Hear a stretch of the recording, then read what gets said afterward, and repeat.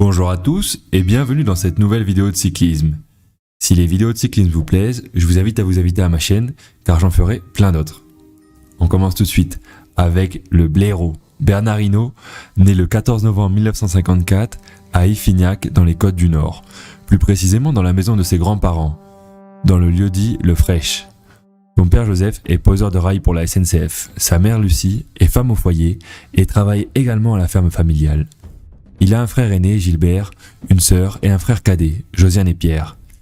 Bernard Hinault effectue 4 fois par jour, à pied ou à vélo, les 2,5 km qui séparent la ferme du bourg, afin de se rendre à l'école Saint-Aubin, tenue par les Sœurs Blanches du Saint-Esprit. Peu intéressé par les études, il obtient son certificat d'études primaires à 14 ans et souhaite devenir ébéniste. Mais ses parents, avisés que les débouchés dans le bois sont limités, obligent Bernard à préparer un CAP d'ajusteur au collège d'enseignement technique du Sacré-Cœur à Saint-Brieuc, qu'il va obtenir 4 ans plus tard. À l'âge de 8 ans, il roule pour la première fois sur une bicyclette rouge appartenant à son frère Gilbert. Puis avec le vélo qui lui est offert pour son certificat d'études, il parcourt une vingtaine de kilomètres par jour quotidiennement afin de se rendre au collège. Dans la côte de Langueux, longue de 3 km, il tente de rester collé au sillage des camions. Il pratique également l'athlétisme dans le milieu scolaire et estime avoir appris à domestiquer son souffle. Grâce à cela, et avoir pris goût à la performance en montant la côte de Langueux. Il accompagne régulièrement son cousin René en compétition cycliste que ce dernier dispute. C'est en le voyant gagner qu'il décide de prendre une licence au patronage catholique du club olympique briochin 2 jours plus tard, le 26 avril 1971. Conquis par l'acharnement à conquérir la victoire par ces jeunes coureurs qui donnent le meilleur d'eux-mêmes jusqu'à l'épuisement pour triompher. Pendant sa carrière amateur, Bernard Hinault est entraîné au COB par Robert Leroux, réputé pour sa rigueur. Afin de participer à sa première course chez les cadets, le 2 mai 71 à Plangounal, il rachète le vélo de marque Gitane de son frère Gilbert, grâce à l'argent qu'il a gagné le week-end en travaillant à la station-service située à Saint-René-d'Ilon. Bernard Hinault s'échappe du peloton dans le 4e tour de la course qui en comprend 10. Son avance ne cesse de grandir, ce qui oblige le favori, Jean-Yves Olivier, à sortir à son tour pour revenir sur Hinault. La victoire entre les deux se joue au sprint dans un faux plat montant qu'Hinault remporte en force. Comme promis à sa mère, il lui rapporte le bouquet de fleurs du vainqueur et le lendemain, le journal L'Ouest France lui consacre un quart de page. En 1971, sur 20 courses disputées durant cette saison, il en gagne 12, dont celle courue à Iffignac. Afin de faire progresser Hinault, Robert Leroux lui prodigue de précieux conseils sur les entraînements, la récupération, l'alimentation, le choix du matériel et la tactique de course. En 1972, chez les juniors, Hinault fait l'acquisition d'un vélo blanc à damier de la marque Peugeot. En remportant le championnat de Bretagne sur route junior, il se part du maillot régional orné de la bannière d'Hermine. Puis il participe en mai, à Arras, à la finale du premier pas de Dunlop, ancêtre du championnat de France junior, sur un parcours de 115 km. Il sort du peloton dans la côte de Pan-Artois à 60 km de l'arrivée, n'est jamais repris et remporte la course avec 26 secondes d'avance. Le lendemain, le nom de Bernard Hinault figure dans le journal de la Voix du Nord, dans un article écrit par un ancien coureur professionnel et futur directeur du Tour de France, Jean-Marie Leblanc. En fin de saison, il gagne l'élan breton, une course contre la montre de 60 km à une vitesse moyenne de 41,7 km/h à seulement 17 ans. En 1973, Hinault effectue à 18 ans son service militaire dans le 21e régiment à Sissonne dans l'Aisne. À son retour au mois de décembre, il est manutentionnaire chez un chauffagiste et reprend le cyclisme au COB. En 1974, il décide de se consacrer totalement au cyclisme et quitte son emploi. Il s'initie à la piste et remporte les championnats de Bretagne, de poursuite et du kilomètre. Il est alors sélectionné pour les championnats de France amateurs et devient champion de France du kilomètre. En utilisant en finale des roues prêtées par Daniel Morellon, multiple champion de France, du monde et olympique, qui constate qu'Hinault ne dispose pas du meilleur matériel. Quelques semaines plus tard, Hinault est cette fois rapidement éliminé lors du tournoi des championnats du monde à Montréal. Sur route, il intègre l'équipe de Bretagne afin de disputer la Route de France à Vichy, épreuve organisée par Jean Le Liot, également propriétaire de Paris-Nice.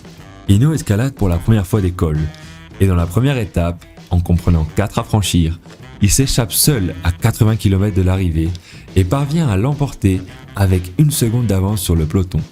Sur le podium, il est félicité par une personne invitée à suivre la course, Louison Baudet, triple vainqueur du Tour de France. Hinault termine l'épreuve deuxième du classement général à quelques secondes de Michel Laurent.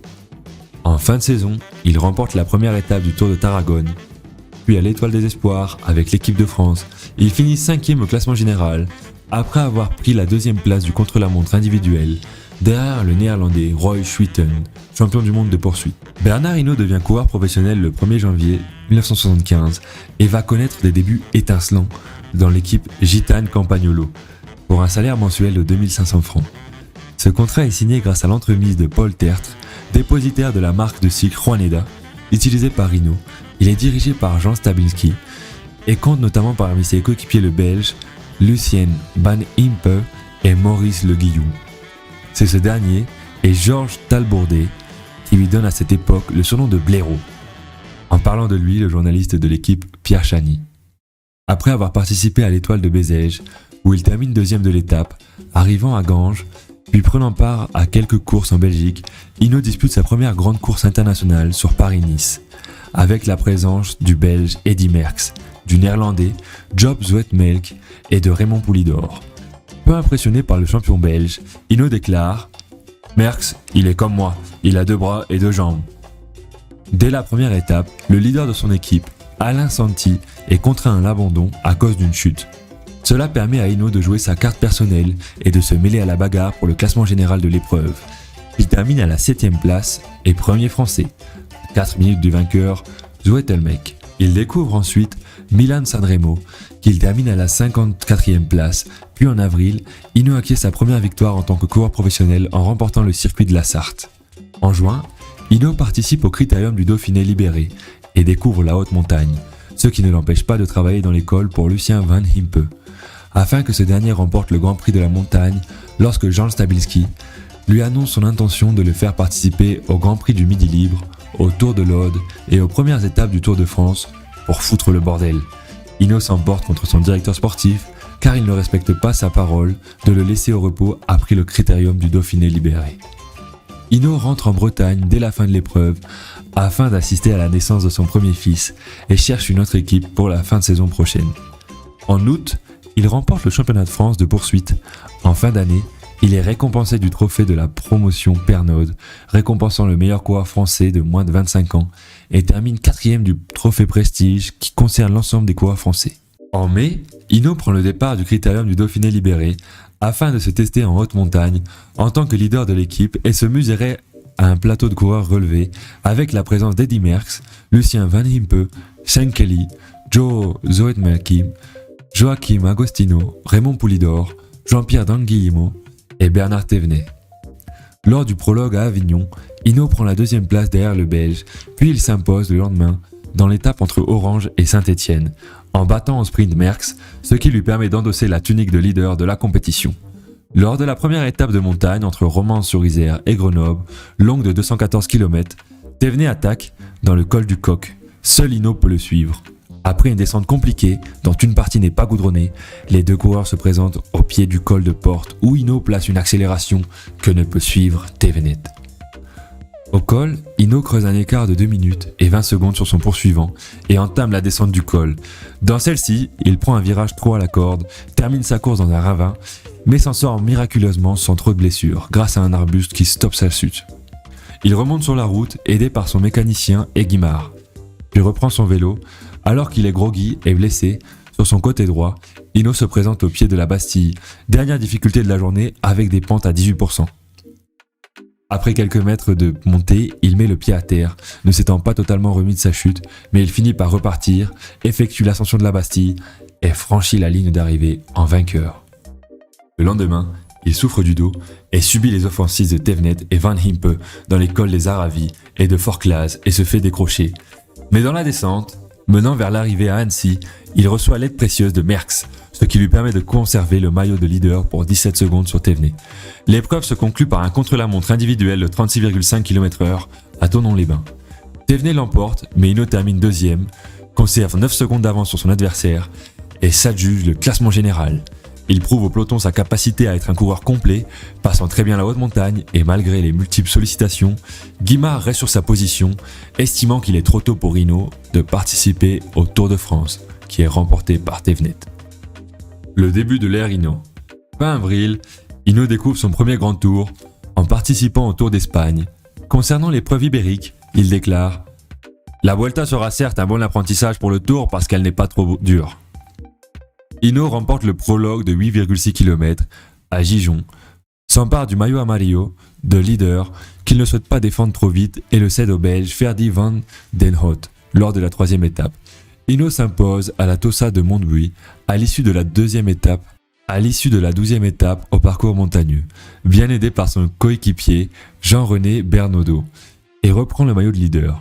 Une coalition des coureurs espagnols contre lui ne l'empêche pas de remporter 2 autres étapes à Logroño et à Murillo. La dernière étape, un contre-la-montre, est annulée à cause d'une manifestation. Hinault remporte ainsi cette Vuelta avec 3 minutes d'avance sur l'Espagnol José Pesar Rodona. Bernaudot complète le podium. Le Breton sort de l'épreuve satisfait de sa performance, en particulier de sa capacité à récupérer des efforts successifs fournis durant 3 semaines. Après avoir pris part en juin au Tour de Suisse, afin de peaufiner sa préparation pour le Tour de France, Hinault remporte les championnats de France à Sarrebourg, en effectuant seul les 55 derniers kilomètres. À 23 ans, Hinault remporte son premier Tour de France dès sa première participation, comme Fausto Coppi, Hugo Koblet, Jacques Anquetil et Eddy Merckx. Deuxième victoire au Tour de France. Hinault aborde le Tour 1979 avec le rôle de favori et l'assume totalement en se montrant sûr de lui lors d'une déclaration à la presse. Je cite « Je vais gagner, c'est tout. Je me dis que je suis le plus fort, j'agis et je parle en conséquence. » Lors de la dernière étape, entre le Perreux-sur-Marne et Paris, Zotelmecq et Hinault se livrent une dernière bagarre en sortant du peloton dans la vallée de Chevreuse. C'est donc une échappée royale qui, entre la capitale française, les 2 coureurs se relaient avec vigueur et parcourent les 6 tours sur les Champs-Élysées sans être repris par le peloton. Hinault domine Zotelmecq au sprint et remporte son 2e Tour de France. En plus de la victoire au classement général avec Hinault, l'équipe Renault-Gitane remporte 8 étapes, le classement par points avec Hinault, le classement par équipe et le classement du meilleur jeune avec Jean-René Bernaudot.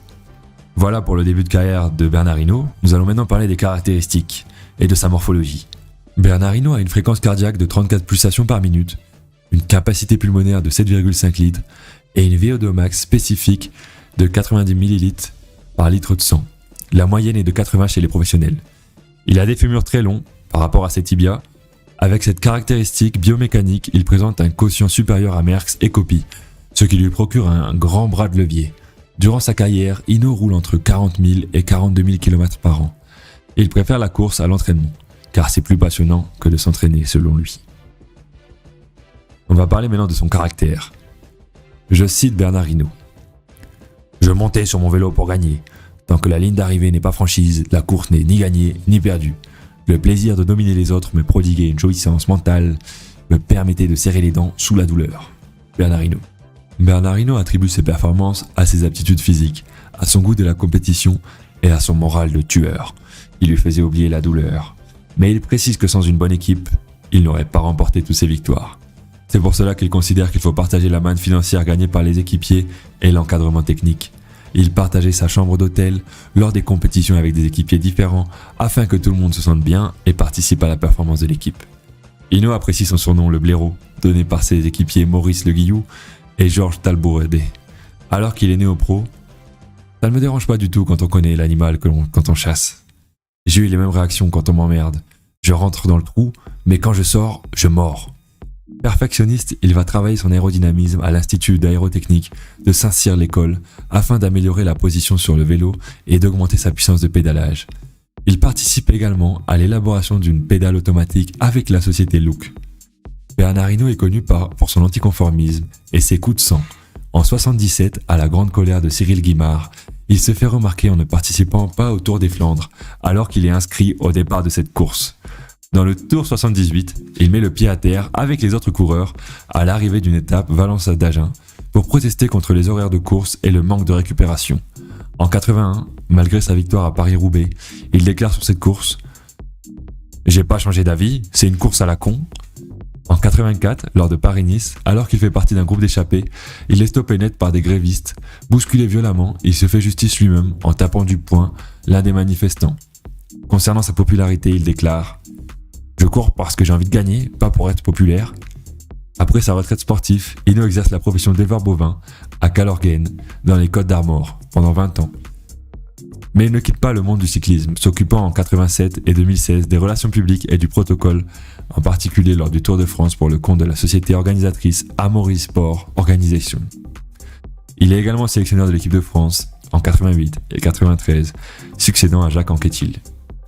Et voilà, c'est déjà la fin de la vidéo sur le blaireau. J'espère qu'elle vous aura plu. Moi, j'ai adoré la faire, ça me fait plaisir. Je la dédicace à mon papa qui me l'a demandé. Et si la vidéo vous a plu, abonnez-vous, mettez un commentaire, mettez un like. Et je vous dis à bientôt pour une prochaine vidéo. Allez, salut!